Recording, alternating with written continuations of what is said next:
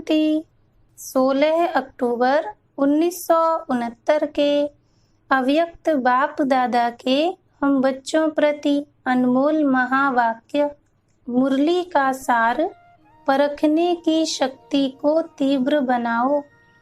बाबा ने कहा, आज विशेष क्या देख रहे हैं, परिवर्तन कैसे देखते हैं।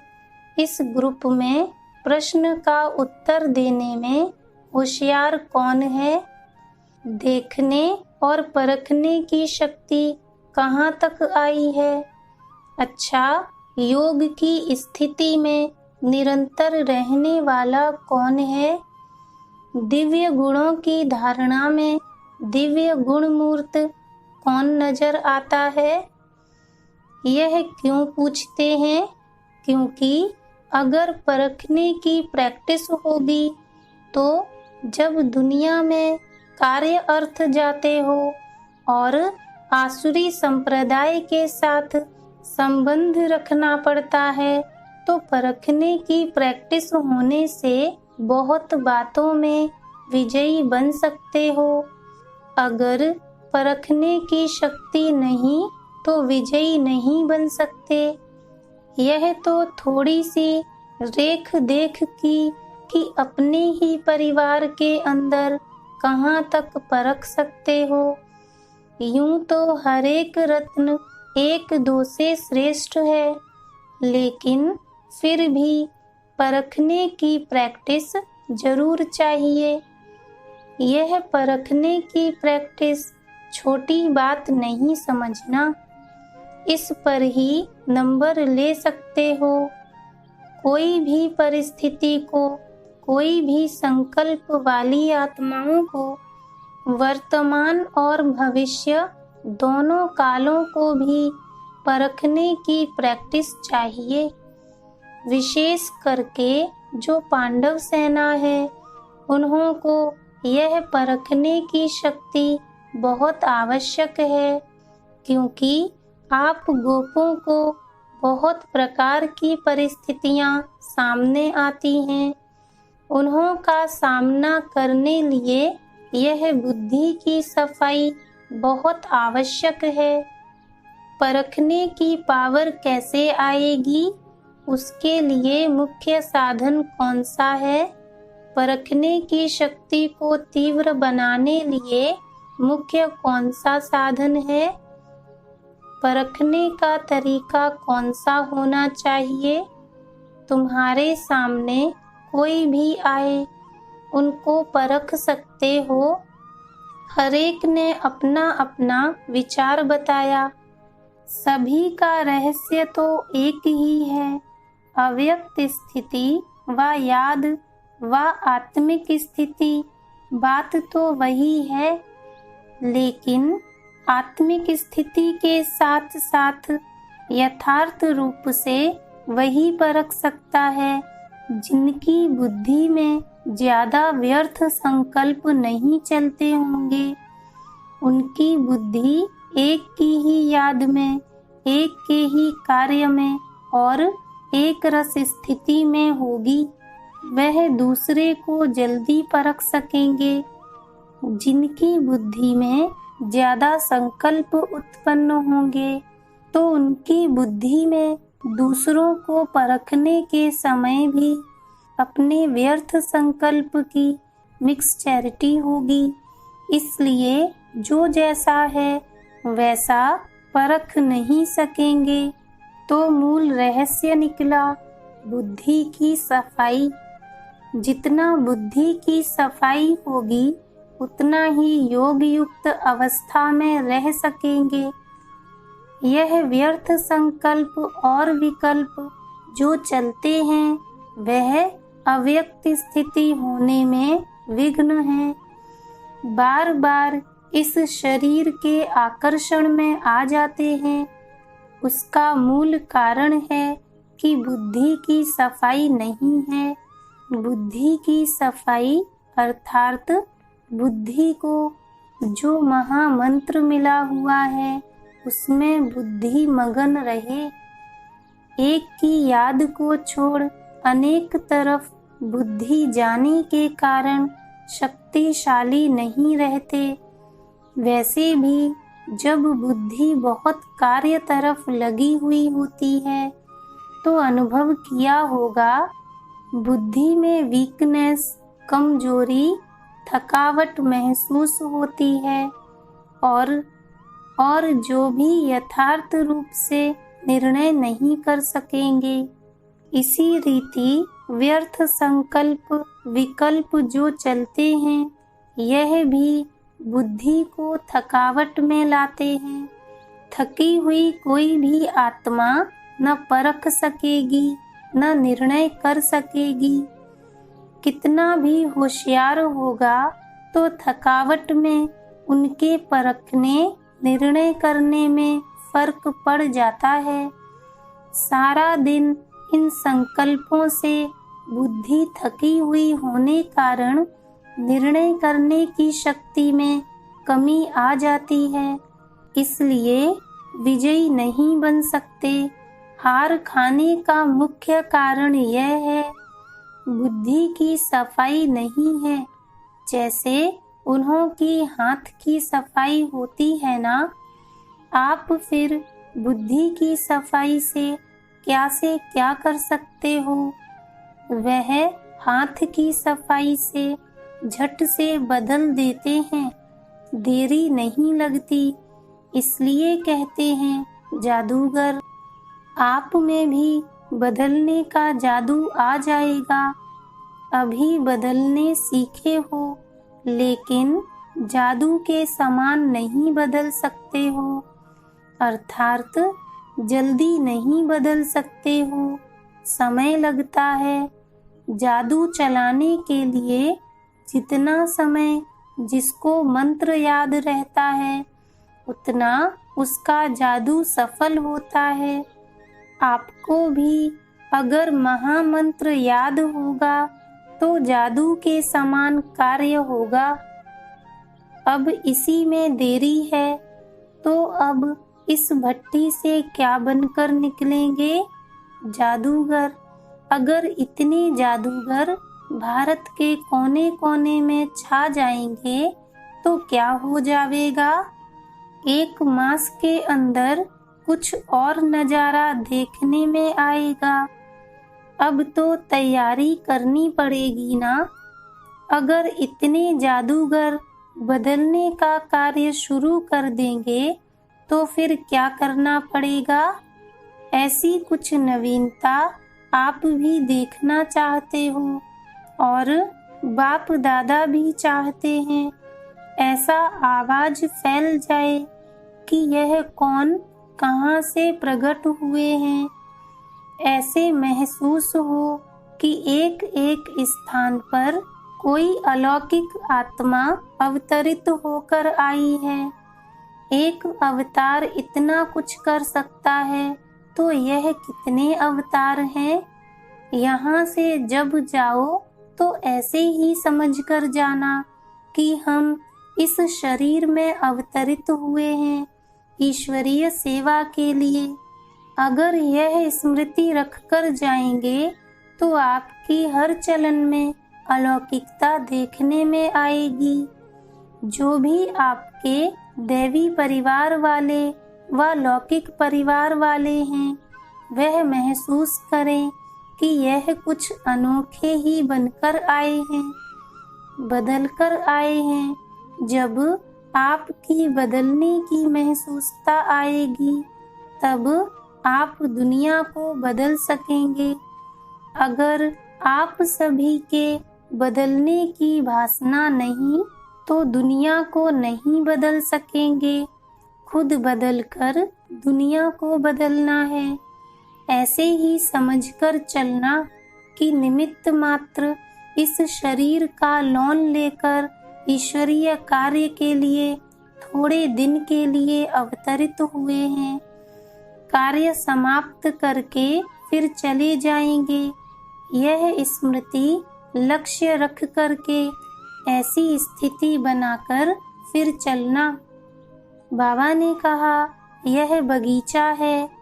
बाप दादा चैतन्य बगीचे में आते हैं तो कुछ वाणी से खुशबू लेते हैं, कुछ नयनों से, कुछ मस्तक के मणि से, हर एक के मस्तक के मणि की चमक बाप दादा देखते हैं। ऐसे ही अगर आप सभी भी मस्तक के मणि को ही देखते रहो तो फिर यह दृष्टि और वृत्ति शुद्ध सतो प्रधान बन जाएगी। दृष्टि जो चंचल होती है उसका मूल कारण यह है, मस्तक के मणि को न देख शारीरिक रूप को देखते हो। रूप को न देखो लेकिन मस्तक के मणि को देखो। जब रूप को देखते हो तो ऐसे ही समझो कि सांप को देख रहे हैं। सांप के मस्तक में मणि होती है ना, तो मणि को देखना है न कि सांप को। अगर शरीर के भान में देखते हो तो मानो सांप को देखते हो। सांप को देखा और सांप ने काटा, सांप तो अपना कार्य करेगा। सांप में विष भी होता है। कोई कोई विशेष सांप होते हैं जिनमें मणि होती है। आप गोपों को सांप को कैसे मारना है, क्या करेंगे? आप सांप को देखते हुए भी सांप को न देखो, मणि को ही देखो। मणि को देखने से सांप का जो विष है वह हल्का हो जाएगा। अगर शरीर रूपी सांप को देखा तो फिर उनके बन जाएंगे, उन समान बन जाएंगे। लेकिन मणि को देखेंगे तो बाप दादा के माला के मणि बन जाएंगे। या तो बनना है सांप के समान या तो बनना है माला की मणि। अगर मणि बनना है तो देखो भी मणि को। फिर जो यह कंप्लेन है वह बदलकर कंप्लीट हो जाएंगे। सिर्फ बुद्धि की परख से कहाँ कंप्लेन कहाँ कंप्लीट, रात दिन का फर्क है। लेकिन सिंधी भाषा में लिखेंगे तो सिर्फ 2 बिंदियों का फर्क है। यहाँ भी ऐसे है, 2 बिंदी, एक स्वयं की, एक बाप दादा की।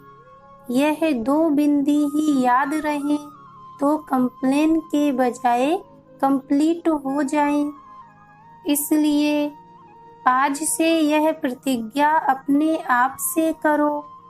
बाप दादा के सामने तो बहुत प्रतिज्ञाएं की हैं, लेकिन आज अपने आप से प्रतिज्ञा करो कि अब से लेकर सिवाय मणि के और कुछ नहीं देखेंगे और खुद ही माला के मणि बनकर के सारी सृष्टि के बीच चमकेंगे।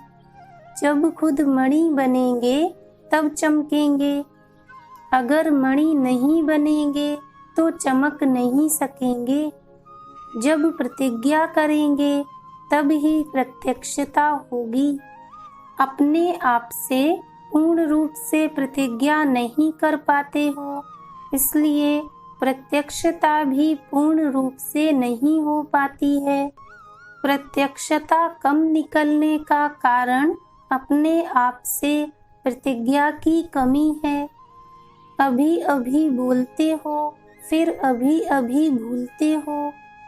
लेकिन अब प्रतिज्ञा के साथ साथ यह भी निश्चय करो कि प्रत्यक्षता भी लाएंगे। पांडव सेना है, ज्ञानी तू आत्मा, और शक्ति सेना है, स्नेही तू आत्मा। जो स्नेही है वह योगी है। अभी तो एक एक पांडव के मस्तक में उमंग उत्साह झलक रहा है। यह उमंग और उत्साह एक रस सदा रहे। मेहनत जो ली है उसका फल दिखाना है।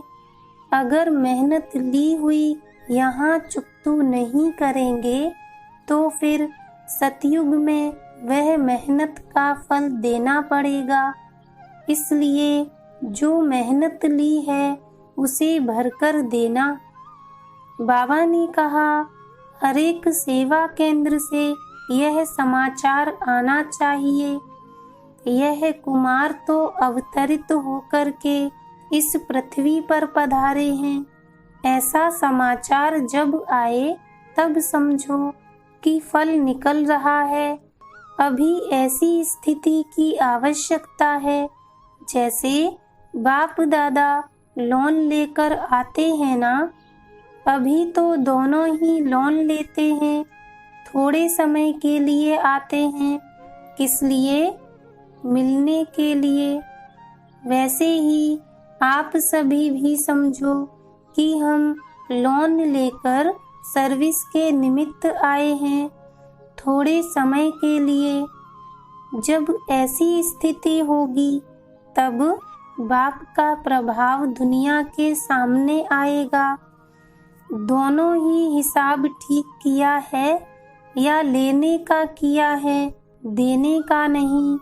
6 मास तक एक रस रहेंगे ना कि 15 दिन के बाद लिखेंगे?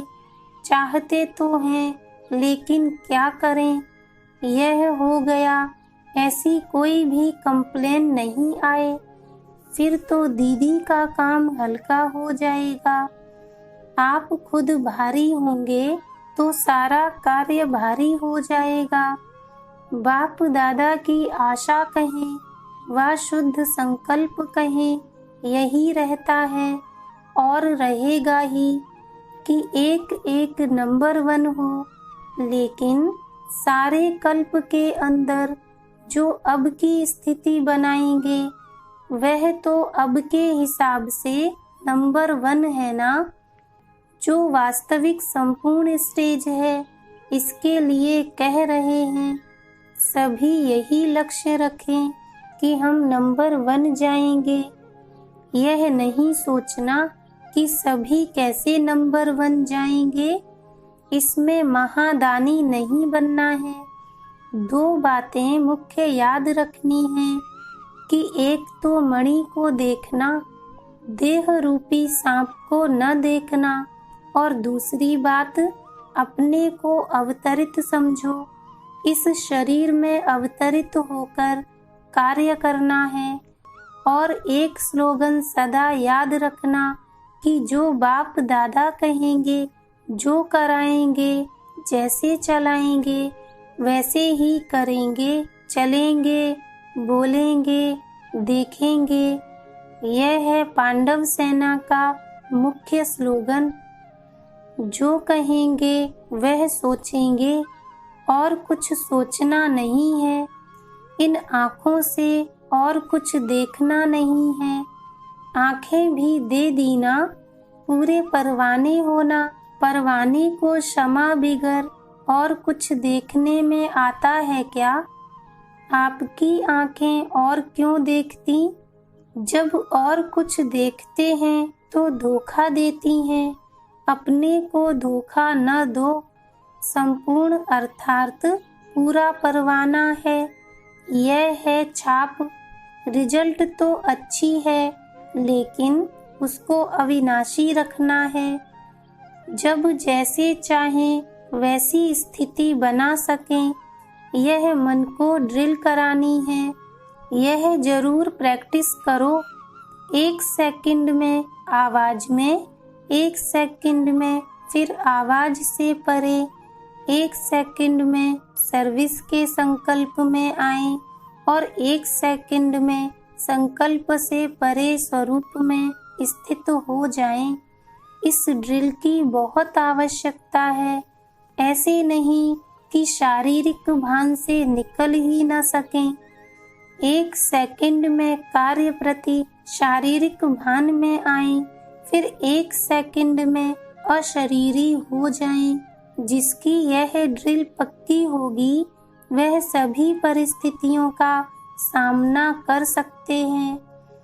जैसे शारीरिक ड्रिल सुबह को कराई जाती है, वैसे यह अव्यक्त ड्रिल भी अमृत वेले विशेष रूप से करनी है। करना तो सारा दिन है लेकिन विशेष प्रैक्टिकल करने का समय अमृत वेले है। जब देखो बुद्धि बहुत बिजी है तो उसी समय यह प्रैक्टिस करो।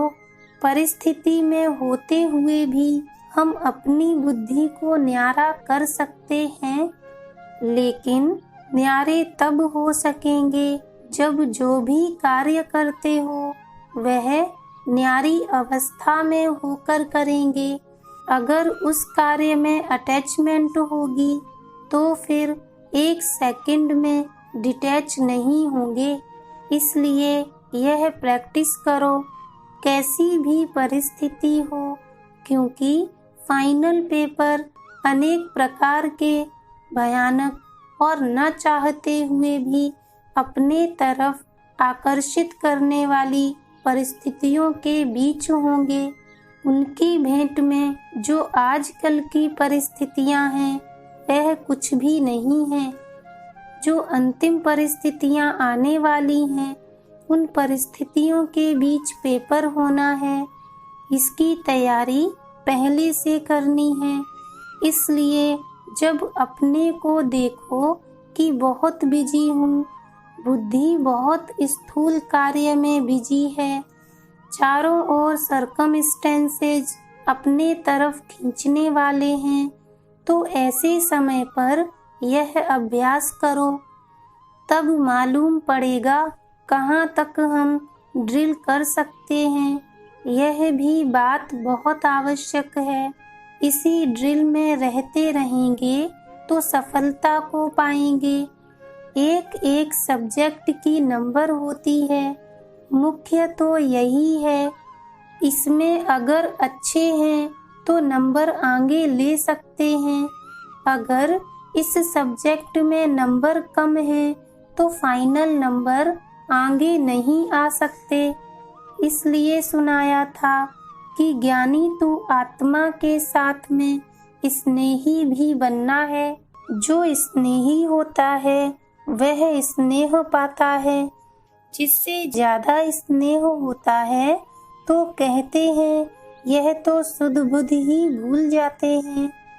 शुद्ध बुद्ध का अर्थ ही है अपने स्वरूप की जो स्मृति रहती है वह भी भूल जाते हैं। बुद्धि की लगन भी उसके सिवाय कहाँ नहीं हो। ऐसे जो रहने वाले होते उनको कहा जाता है स्नेही। बाबा ने कहा इस ग्रुप का विशेष गुण यही है कि सभी बातों को सीखने और धारण करने और आगे के लिए भी अपने को उसमें चलाने के लिए चात्रक हैं। चात्रक बने हो लेकिन साथ में चरित्रवान भी बनना है। चात्रक है यह इस ग्रुप की विशेषता है, लेकिन चात्रक का कार्य होता है उसके प्यासे रहना। यह चित्र चरित्र में देखें तब फिर चात्रकों के साथ में पात्र भी कहेंगे। अभी चात्रक तो है, फिर रिजल्ट आने बाद 2 टाइटल मिलेंगे। अभी चात्रक हैं, फिर विजय माला के नजदीक आने के पात्र भी होंगे। जो स्लोगन सुनाया और जो भट्टी की छाप सुनाई उनको कायम रखेंगे तो दोनों ही गुण आ जाएंगे। अच्छा, ओम शांति।